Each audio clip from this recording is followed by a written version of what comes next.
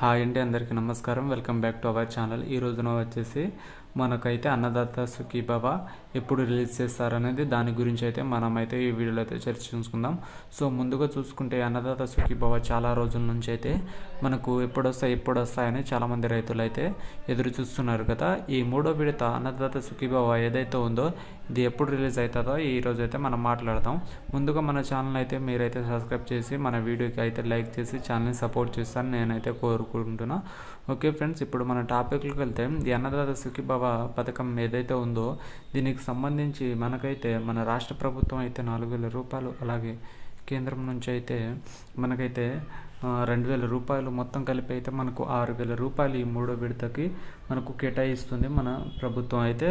So ఈ మొత్తానికైతే మనకు ఈ మూడో విడత పైసలు ఎప్పుడు వస్తాయని చాలామంది అయితే ఎదురు చూస్తున్నారు కదా. ఈ మూడో విడతకు సంబంధించి చాలా రోజులనైతే డిస్కషన్ జరుగుతుంది. ఎందుకంటే మొన్న అయితే మన పిఎం నరేంద్ర మోడీ గారు అయితే మనకైతే ఇది క్రెడిట్ అంటే పిఎం కిసాన్ క్రెడిట్ కార్డ్ అంటే కొత్త కార్డ్స్ అనేవి జారీ చేశారు, అగ్రి స్టాక్ అనే కార్డు అనేది.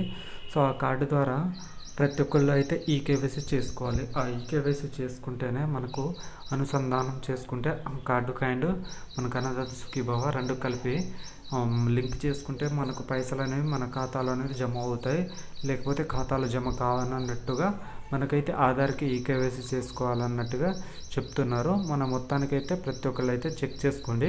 మీరైతే నేను చెప్పిన వెబ్సైట్ దాంట్లో అయితే చెక్ చేసుకోండి. మీరు అర్హత కలుగుతున్నారా కలగట్లేదా, మీకు పైసలు వస్తాయా రావా అన్నది క్లారిఫై అయితే చేసుకోండి.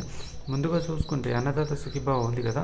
సో దీనికైతే మనకు అన్నదాత sukhibhava.ap.gov.in అనే వెబ్సైట్లో అయితే వెళ్ళి నౌ యువర్ స్టేటస్ మీద క్లిక్ చేస్తే మీకైతే ఆధార్ కార్డు అయితే చెక్ చేసుకోవచ్చు అండి.